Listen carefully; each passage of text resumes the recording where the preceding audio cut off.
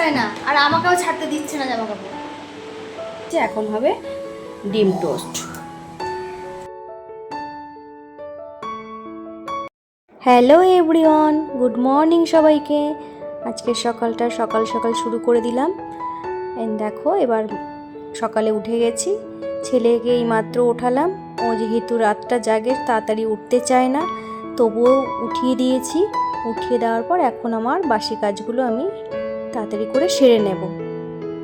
এই চলে এলাম বিছানাটা তুলতে, আর বিছানাটা গুছিয়ে নিচ্ছি। তার সঙ্গে আমার তোষকটা যেহেতু একটু বড়, এই জন্য বেডশিটগুলো একটু ছোট ছোট হয়ে যায়।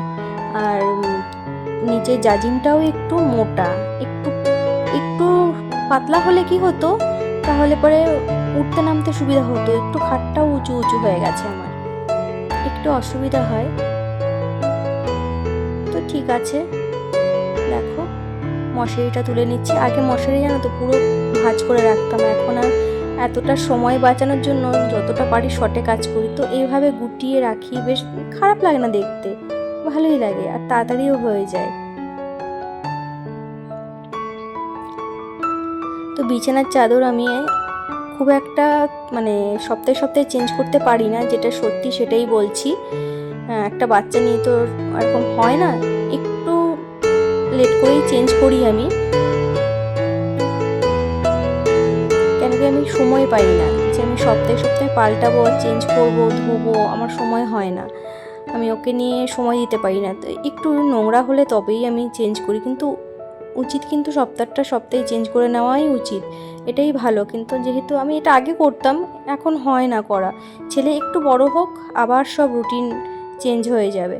ও হওয়ার আগে একরকমের রুটিন ছিল আমার, আর ও হওয়ার পরে সম্পূর্ণ চেঞ্জ হয়ে গেছে। তো দেখো এবার বাসি ঘরটা মোটামুটি ঝাড় দিয়ে নিচ্ছি। দেখো সব কিছু ফেলে দেয় এইভাবে, চারিদিকে অগোছালো থাকে আমার, আমি গুছিয়ে একদম রাখতে পারি না। ও একটু বড় না হলে পরে এরকমই চলতে থাকবে।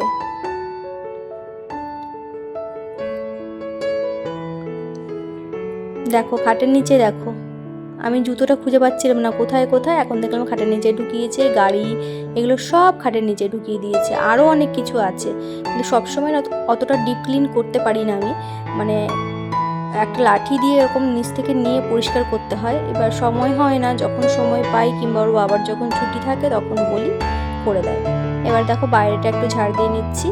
এখনও আমার এগুলো কমপ্লিট হয়নি, এখানে এখনও প্লাস্টার করা হয়নি, এমনি পুট্টি করা হয়ে গেছে, ওই পাশের ঘরটা রেডি হয়ে গেছে, আর এদিকে আমার এই রুমগুলো রেডি আছে। এখনও বাড়ির অনেক কাজ বাকি, বাসি কাজ আমার কমপ্লিট হয়ে গেছে। এবারে আমি একটু ব্রাশ করে নিচ্ছি, তারপর চলে যাব রান্নাঘরে।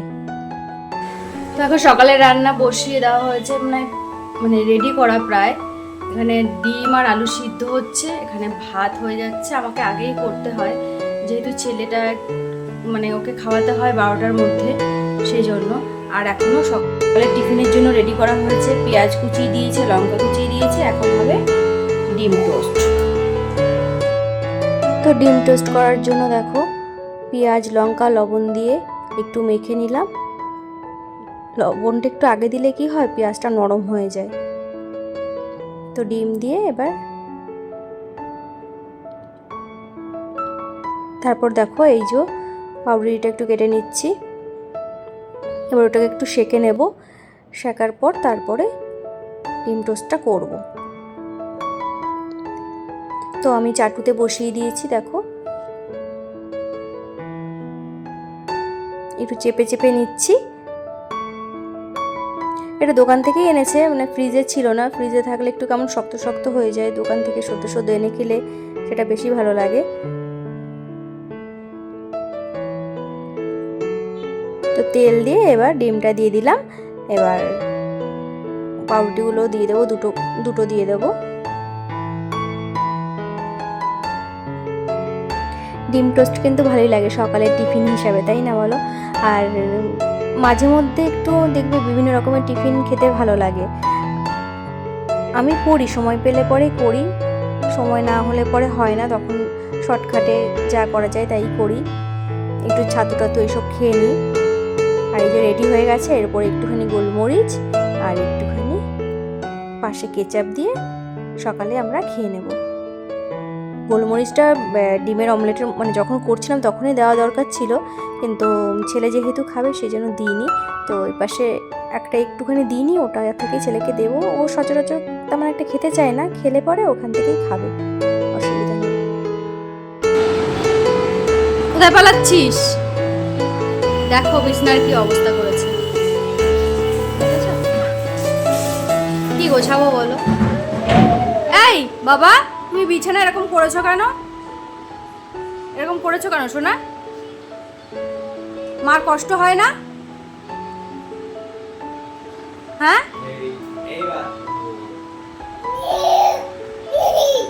আস্তে আস্তে আস্তে আস্তে।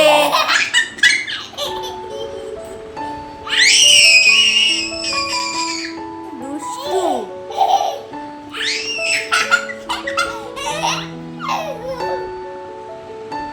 তুমি সোনা বাবা, ও এখন স্নান করবে? স্নান করবে?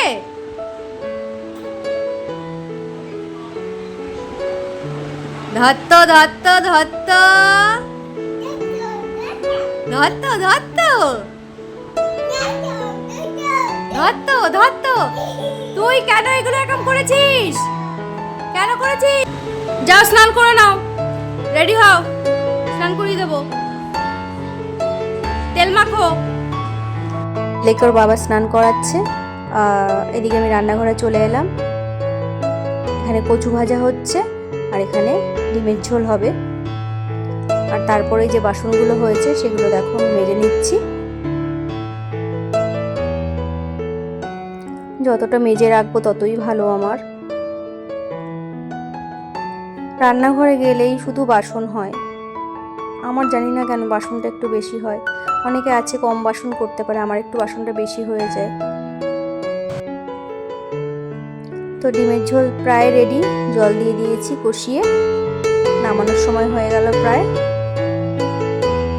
আর ওদিকে ডিমের অমলেটটা করে রেখেছি, ডিমের অমলেটটা ছেলে খাবে তার জন্য। ও আবার গোটা ডিম মানে সিদ্ধ ডিমটা খেতে চায় না, এরকম অমলেট করে দিলেই খায়। আগে খেত, এখন খেতে চায় না। তো দুপুরে আমরা বসে পড়েছি খেতে। আমাদের টেবিল নেই, ওই জন্য উপর নিচে করে খেয়ে নিই। আজ হঠাৎ করে ডাক্তারের কাছে আবার যেতে হলো ছেলেকে নিয়ে। ওর একটু সমস্যা দেখা দিয়েছিল, যার জন্য নিয়ে গেলাম। তো ভয়ের কিছু নেই, ঠিক আছে। তো দেখো, এই আমার সোনা বাবাটা বসে আছে, ঠিক আছে। কোথাও গেলে জামা কাপড় ছাড়তে চায় না, আর আমাকেও ছাড়তে দিচ্ছে না জামা কাপড়। কি শাস্তি বলো তো?